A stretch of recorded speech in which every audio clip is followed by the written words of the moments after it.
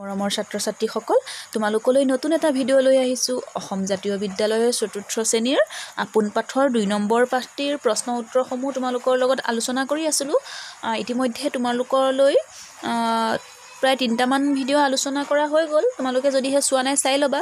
এতিয়া বাকি থকা প্ৰশ্ন উত্তৰসমূহ আজি আলোচনা কৰিম আহাচোন আমি কিনো আলোচনা কৰিম তাকে চাওঁ ইয়াৰ আগৰ ভিডিঅ'ত ইয়াৰ আগৰখিনি মানে আলোচনা কৰা হৈছে এতিয়া আমি ৬ নম্বৰৰ পৰা কৰিম আজি তোমালোকৰ বন্ধু বান্ধৱীসকললৈ আকৌ শ্বেয়াৰ কৰিবা মোৰ ভিডিঅ'সমূহ ঠিক আছে ইয়াত দিছে কাষ ৬ নম্বৰটো চোৱা কাষৰ বাকচলৈ চোৱা আৰু মিলাই লিখা এতিয়া কাষত বাকচ এটা দিছে নিশা জন্তু পিয়াহে ৰাণী ভোকে এইকেইটা শব্দৰ আমি ইয়াত বহাব লাগিব এতিয়া জীৱৰ লগত কোনটো মত মিলিব জীৱৰ লগত নিশ্চয় জন্তু মিলিব ইয়াততো উশাহ নিশাটো নিমিলে হয়নে নহয় বাৰু সেইটো কাৰণে আমি জন্তু লিখিম জীৱৰ লগত জন্তু মিলিব যেহেতু জন্তু লিখিম এতিয়া আমি একেলগে লগ লগাই হাইফেন দি বহাই দিম যে জীৱ জন্তু ইয়াত হাইফেনডাল দিয়া হৈ আছে তোমালোকে এইডাল সৰুকৈ টিকলাকৈ দেখি চাই চাগে তাৰ পিছতে আছে উশাহ এতিয়া উশাহৰ লগত আমাৰ নিশাহ মিলিব হয়নে নহয় নিশা নিশা তাৰ পিছতে তোমালোকে ইয়াত হাইফেন দি উশাহটো এইখিনিত লিখিবা উশাহ তাৰপিছত নিশাহটো লিখিবা তোমালোকে বহীত লিখিবা দেই মই কিতাপত অকণ দেখাইহে দিছোঁ আইডিয়া অকণমান দি দিছোঁ তাৰপিছত আছে ভোকে এতিয়া ভোকে বুলি কোৱাৰ লগে লগে ভোকে লগত কোনটো মিলিব বাৰু ভোকে হ'লে তোমাৰ পিয়াহে হ'ব পিয়াহে ভোকে পিয়াহে পিয়াহে পিয়াহে ইয়াৰ পৰা শব্দবোৰ বহাই আছোঁ দেই তাৰপিছত ৰজা ৰজাৰ লগত এতিয়া ইয়াত কোনটো মিলিব ৰাণীয়ে মিলিব ৰাণী ৰজা ৰাণী বেটা বেটি এতিয়া চোৱা মই এইটো নিলিখিলোঁ ভোকে পিয়াহে তাৰপিছতে আছে ৰজা ৰজা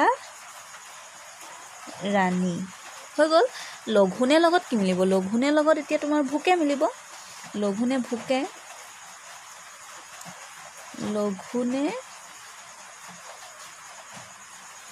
তাৰপিছত হাইফেনডাল ইয়াতে আছিলে মই বাৰু এনেকৈ দি দিলোঁ তোমালোকে ধুনীয়াকৈ লিখি ল'বা আৰু আখৰবোৰ ভাল কৰিবা মোৰ নিচিনা বেয়া নকৰিবা তাৰপাছতে আছে চোৱাচোন ৭ নম্বৰটো পঢ়া বুজা আৰু লিখা দুষ্ট হ'লে দুষ্টালি এতিয়া দুষ্ট যদি হয় দুষ্টালি হয় দুষ্ট হোৱাৰ লগে লগে দুষ্টালি হ'ব তেনেহ'লে বেজ হ'লে কি হ'ব বাৰু বেজ হ'লে বেজালি হ'ব বেজালি বেজালি কৃপণ হ'লে কৃপণ কৃপণ হ'লে কৃপণালী তাৰপাছত ল'ৰা হ'লে ল'ৰালি ল'ৰা ধেমালি কয় হয়নে নহয় এতিয়া ল'ৰালি দেই ল'ৰা ধেমালি নহয় বাৰু মই এনেই কৈছোঁ তাৰপিছত পুৰুষ পুৰুষ হ'লে তোমালোকে ভাবি চোৱাচোন পুৰুষ হ'লে কি হ'ব কি হ'ব কি হ'ব পুৰুষ হ'লে পুৰুষালী পুৰুষালী তাৰপিছত টেঙৰ হ'লে টেঙৰালি পাঠটোত যে ভীমবৰে টেঙৰালি কৰিছিল মনত আছেনে বাৰু পাঠটো তোমালোকে পঢ়িছানে বাৰু পঢ়ি থাকিবা দেই এই পাঠবোৰ মানে প্ৰত্যেকটো পাঠ তোমালোকে ২-৩ বাৰ ওপৰত পঢ়িবা মই ২-৩ বাৰ বহুত কম কৈছোঁ বেছি পঢ়িব লাগে মানে 10 বাৰমান পঢ়িব লাগে মোৰ মতে বাৰু তাৰপিছত আছে তলৰ শব্দবোৰ উপযুক্ত ঠাইত বহুৱাই বাক্যবোৰ সম্পূৰ্ণ কৰা এতিয়া ইয়াত আছে ডাঙৰকৈ আৰু এটা কথা তোমালোকে পাঠবোৰ যে কেইবাৰ পঢ়িছা তোমালোকে সেইটো হিচাপ ৰাখি যাবা দেই এনেকৈ পাঠৰ ধৰিছোঁ এইটো পাঠেই মই দেখালোঁ ওলাই আছে যিহেতু এই পাঠটো তুমি এবাৰ পঢ়িছা নহয় এনেকৈ চিনডাল দিলা এবাৰ হৈ গ'ল আৰু তুমি কমপ্লিট কৰিলা তেতিয়া আকৌ দুবাৰ পঢ়িলে দুবাৰ চিনডাল দিলা তিনিবাৰ পঢ়িলে তিনিবাৰ মানে চিন দি গ'লা আৰু তোমালোকে মনত ৰাখি গ'লা আৰু যিমান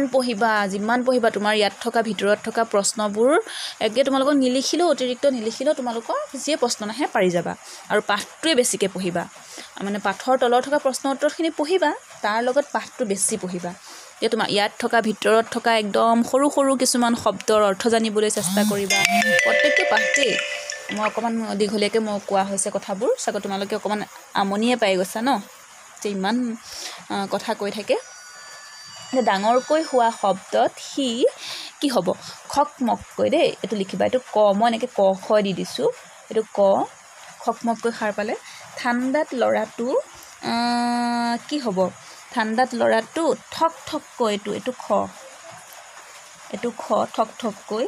মানুহ দুজনে কি কথা পাতিছে কেনেকৈ কথা পাতিব কথা পাতিলেতো মানুহে ফুচফুচাই কথা পাতিব এইটো হ'ব গ মই লিখি দিছোঁ গ বুলি তোমালোকে লিখি ল'বা তাৰপিছত আছে জুইকুৰা কেনেকৈ জ্বলিব জুইকুৰা জ্বলিবলৈ হ'লে আৰু দপদপাই জ্বলিব দপদপাই তোমাৰ ঘ তাৰপিছত সাপডাল সৰসৰাই এইটো আৰু গম পাবাই এইটো বাকী আছে যিহেতু তোমালোকে এইকেইটা লিখিবলৈ পাহৰি নাযাবা দেই এনেদৰে তাৰ পাছতে আছে অমিলটো বিচাৰি উলিওৱা বুলি কৈছে এতিয়া অমিল বিচাৰি উলিওৱা বুলি কোৱাৰ লগে লগে চোৱাচোন বাঘ সিংহ বান্দৰ শিয়াল এতিয়া ইয়াৰ ভিতৰত আমি অমিল কোনটোত লাগিব তোমালোকে নিশ্চয় গম পাইছা বাঘেও মাংস খায় সিংহও মাংস খায় শিয়ালেও মাংস খায় কিন্তু বান্দৰেতো নাখায় বান্দৰে সিয়া নাখায় সেইটো কাৰণে বান্দৰটোৱে আমাৰ অমিল হ'ব হয়নে বাৰু তাৰপিছতে আছে সিংহ ভালুক ঘৰিয়াল হাতী সিংহ ভালুক ঘৰিয়াল হাতী এতিয়া তোমালোকে মন কৰা সিংহও মাটিত থাকে ভালুকো মাটিত থাকে হাতীও মাটিত থাকে এতিয়া ঘৰিয়ালটো আমাৰ পানীত থাকে আমি ঘৰিয়ালটো সেইটো কাৰণে অমিল বুলি আমি মানে ৰাউণ্ড দি দিছোঁ আৰু তোমালোকে উত্তৰ বুলি লিখি উত্তৰ ঘৰিয়াল বা উত্তৰ বান্দৰ এনেকৈ লিখিব পাৰিবা মই এটা ৰাউণ্ড দি দিছোঁ ৰাউণ্ড দিব দিয়া নাই দেই মই চিনহে দিছোঁ হাতী জিৰাফ গঁড় বাঘ এটা কথা আকৌ কিছুমান প্ৰশ্নত আকৌ ৰাউণ্ড দিবলৈ কয় তেতিয়া তোমালোকে ৰাউণ্ড দিবা এতিয়া যিহেতু নাই কোৱা উত্তৰ বুলি লিখিবা ইয়াত আছে হাতী জিৰাফ গঁড় বাঘ এতিয়া হাতী জিৰাফ গঁড় বাঘৰ ঠাইত তোমালোকে মন কৰা ইয়াত অমিল কোনটো হাতীয়েও মাংস নাখায় জিৰাফেও মাংস নাখায় গঁড়েও মাংস নাখায় বাঘে খায় আমি বাঘক এতিয়া অমিল বুলি ধৰি ল'লোঁ গৰু হাতী মহ শিয়াল মহ শিয়াল গৰু হাতী মহ শিয়াল এতিয়া শিয়ালটোৱে অমিল হয়নে নহয় বাৰু শিয়ালে মাংস খায় আৰু বাকীকেইটাই কিন্তু মাংস নাখায় এইকেইটা হ'ল ঘাঁহ খোৱা মানে প্ৰাণী হয় জন্তু হয় ঠিক আছে এইটো অমিল তেনেকৈ তোমালোকে উলিয়াই ল'বা তাৰপিছতে 10 নম্বৰ দিছে ভাবা আৰু উত্তৰ উলিওৱা শিলৰ দৰে তল পৰে ভেলৰ দৰে ভাহে ফৰিঙৰ দৰে মাৰে জাপ কুকুৰৰ দৰে বহে কি হ'ব বাৰু তোমালোকে চোৱাচোন শিলৰ দৰে তল পৰে ভেলৰ দৰে ভাহে ফৰিঙৰ দৰে মাৰে জাপ কুকুৰৰ দৰে বহে তো ভেকুলী হ'ব এইটো উত্তৰটোৱে হ'ব ভেকুলী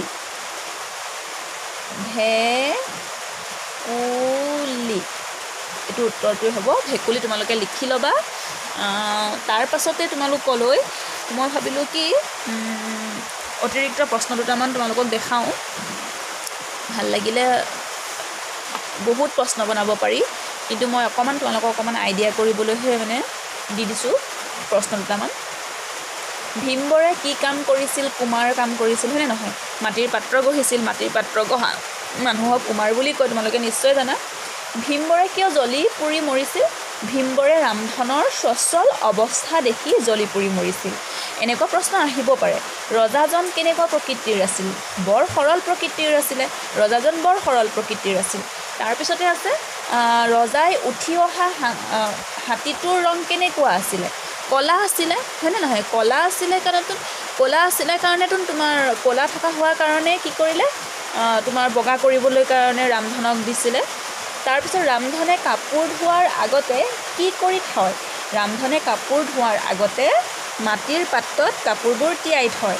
ভীমবৰে মাটিৰ পাত্ৰটো গঢ়িবলৈ কিমান দিন লাগিছিল প্ৰায় 2 মাহমান লাগিছিল আৰু এইটো উত্তৰটো মই নিলিখিলোঁ প্ৰায়